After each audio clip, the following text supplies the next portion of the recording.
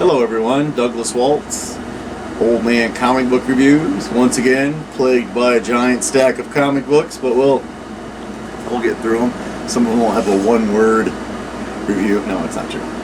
Alright, so first up for Marvel, the third or fourth go-around with Ultraman. This time it's the Mystery of Ultra 7. These are great books. I'm not a big Ultraman guy, but these are great books.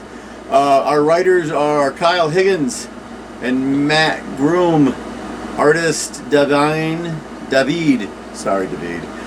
Tinto. There's also another artist, David Lopez, and Guru Hiru. So it's basically trying to put a new origin to Ultra 7. If you don't know who Ultra 7 is, look it up. That's what Wikipedia is for. It's a beautiful thing. There's some great fighting giant kaiju. You watch Ultraman to fight the giant kaiju. You watch Kamen Rider so he kicks the smaller monsters and they explode. Always included in with these are these tiny little things, kaiju steps with Pigmon. I assume Pigmon is a kaiju is a monster that you normally fights.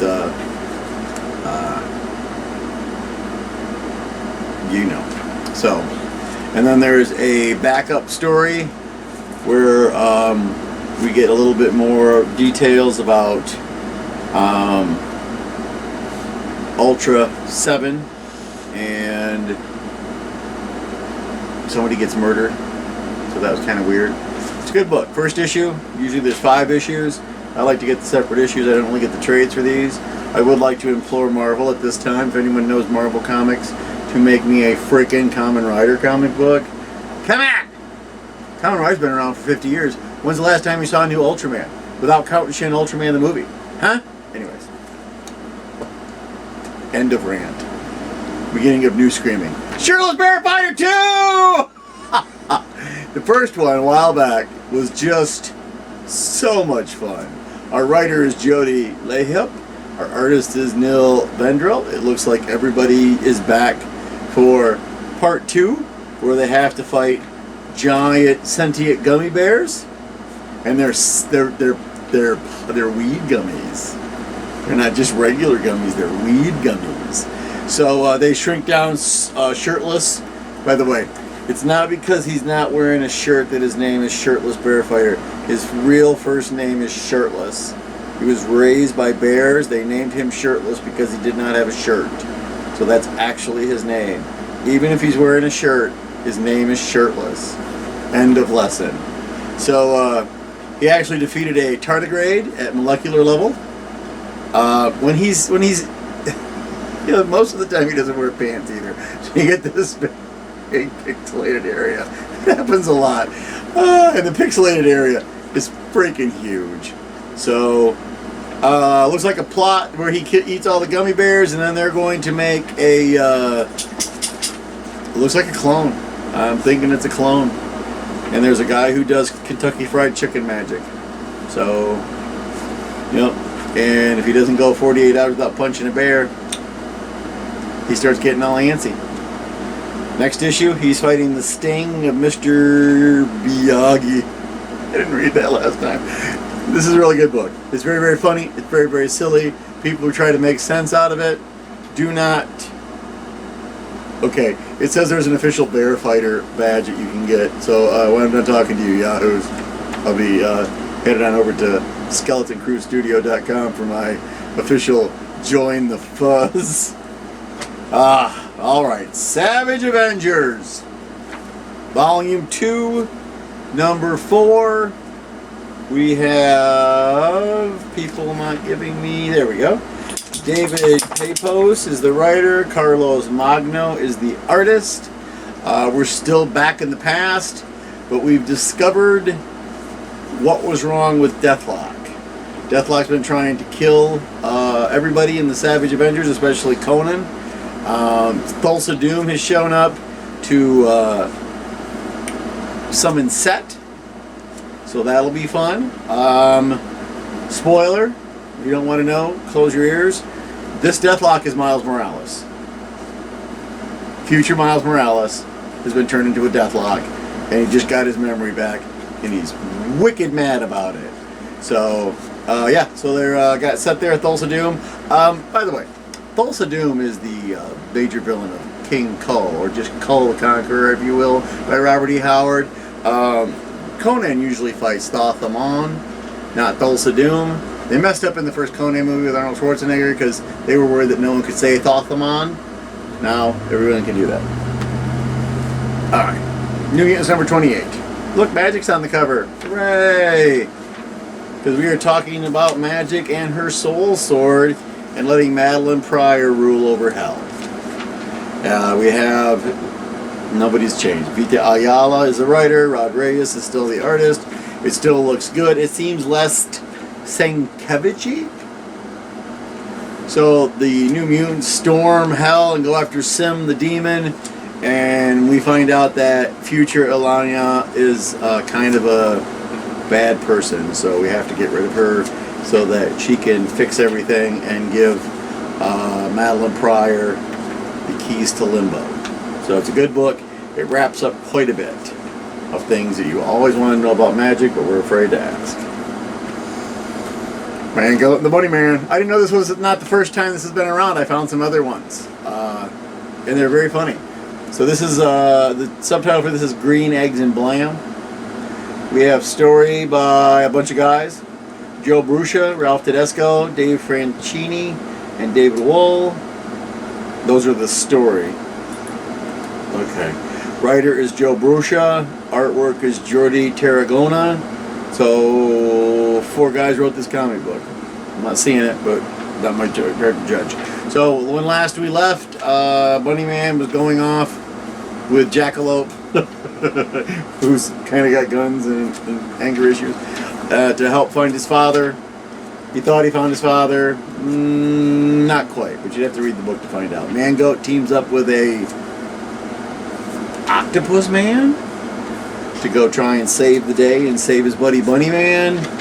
And they trick Bunny Man and Jackalope by lots of pretty girls in a room. Apparently, interspecies hanky-panky is a thing. So it's a silly book. There's lots of silly. I mean, look what it's called. So we'll see how they end it. 3 issues in. When last we left Bunny Man, they were after his seed. He was very upset about them after his seed. Alright, here's going to be a classic. Future classic. Mad Balls vs. the Garbage Pail Kids, number 2. Let's see who's responsible for this nonsense. Writer, Sholly Fish. Artist and colorist, Jason Crosby. So the neighbors, for some reason, the Snob family, still live between Madball House and Garbage Pail Kid House.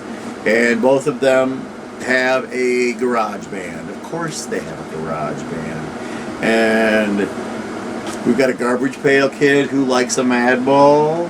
So there's some secret romance going on there.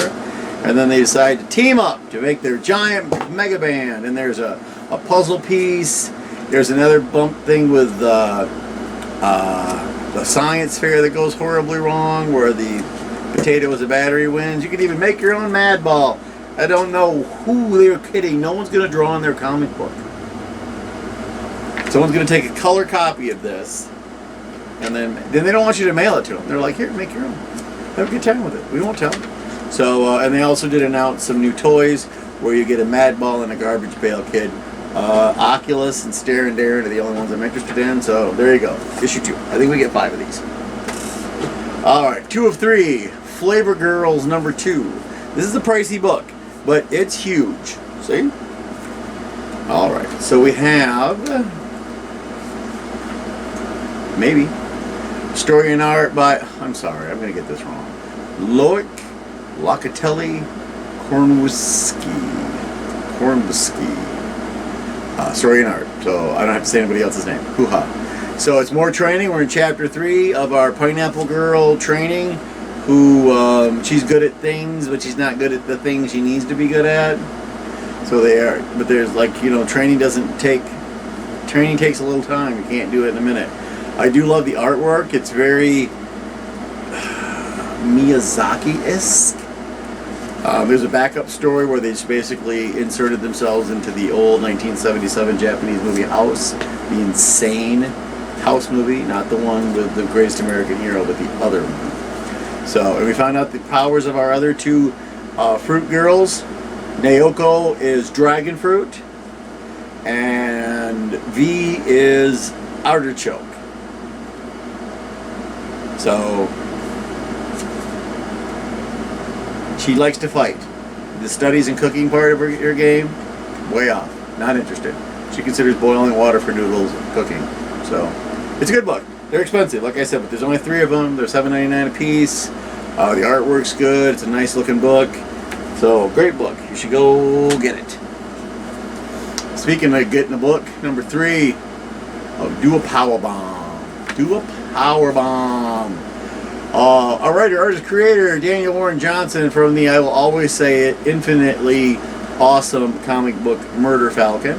It's in trade paperback now. Go get it. When last we left our girl, she was going to team up with Cobra Sun, the man who accidentally killed her mother in the ring. And they're going to go do Ultimate Wrestling in a place where the only people who do fake wrestling are Earthlings. So, yeah, there's that. Also, Cobra Sun is her father. So, there you go. We get an actual breakdown of the teams and the wrestling. So they got Sun and Steel, that's our team. Here's the 2 fighting orangutans called Orangabang. There's some guys called FYSO, I don't know why. A group called Pizza Party. There's the Lucha Bots. Good lord, what is that font? Puro Pack. Guy looks like a rhinoceros.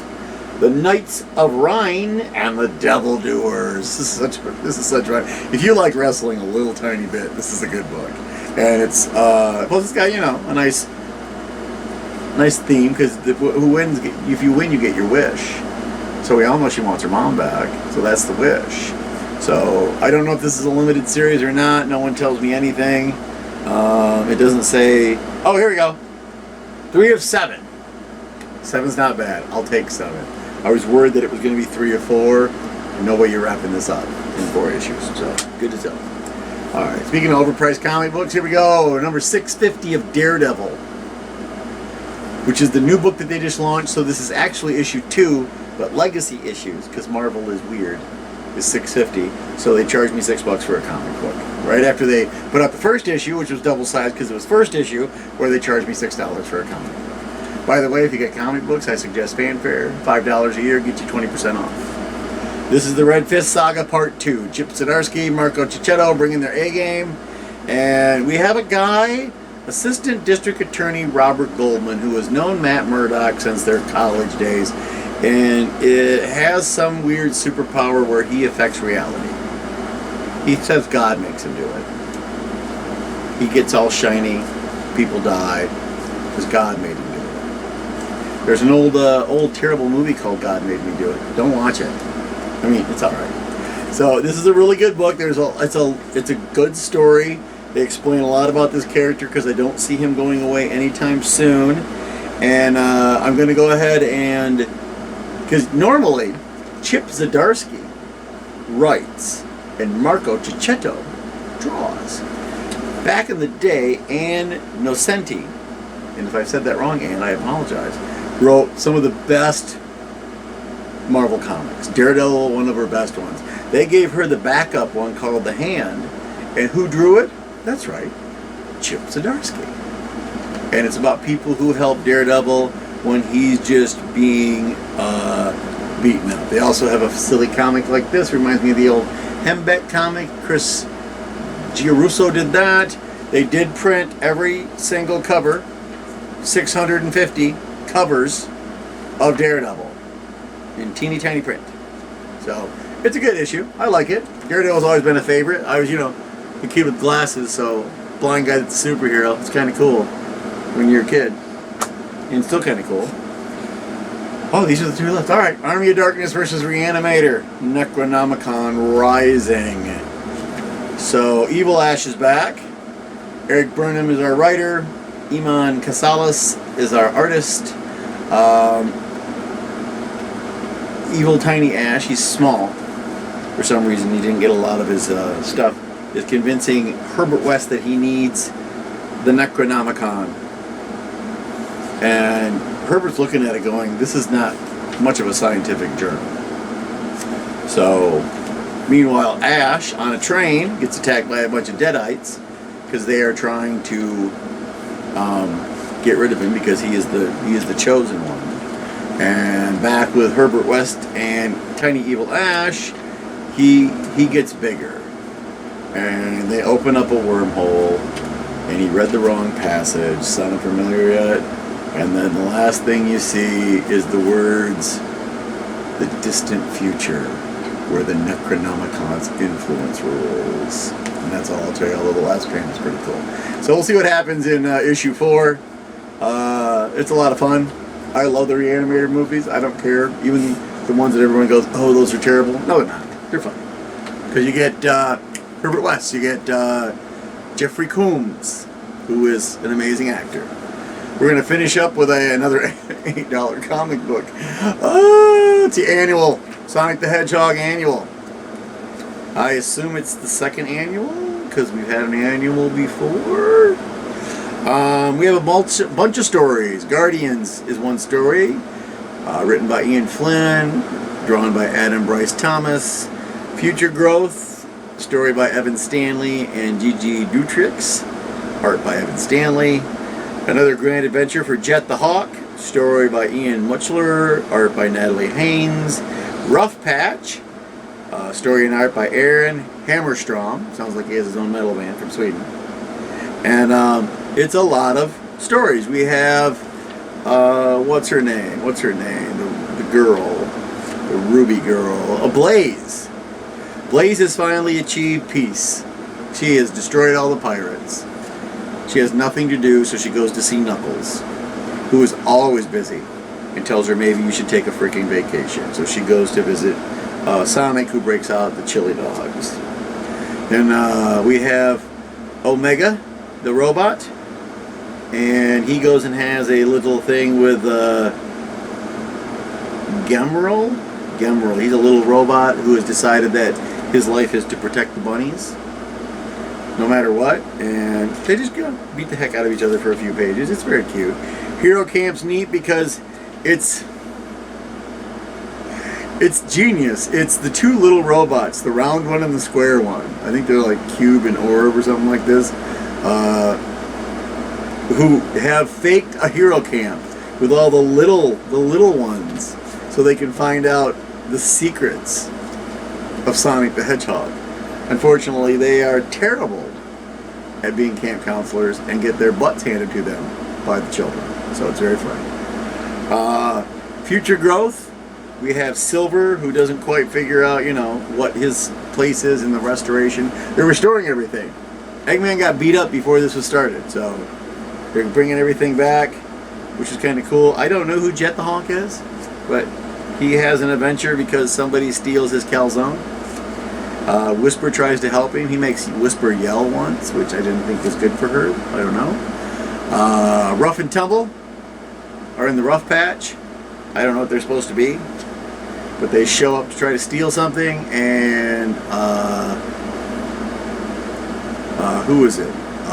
Rouge and Tangle show up. So, any story with Rouge the Bat, right? So, it's a jewel theft because it's Rouge the Bat, and the boys figure out that they should be friends after all. They are Rough and Tumble, and Rouge and Tangle apparently are the other team. And after all is said and done, Rough and Tumble and Tangle are left holding the bag because Rouge has stolen the gem and left the building and does not care. She thought that was funny. So this is a big issue. Lots of stories. There's like 4 stories in this thing. So there's your 11, I do believe, books that we had this week. This is a day late because my camera person's sinuses tried to murder them yesterday. So in the meantime, Sophie and Fiona, thank you for coming over for Super Mega Sleepover. 4 days of insanity! We did all these things, and you know what they are, so it's fine. It was a good time. They just went home today, as a matter of fact. So you're just getting your stuff a day late. We'll see you next Sunday for another stack of comics. I hope there's not this many, but we'll have to wait and see. In the meantime, go read a comic book.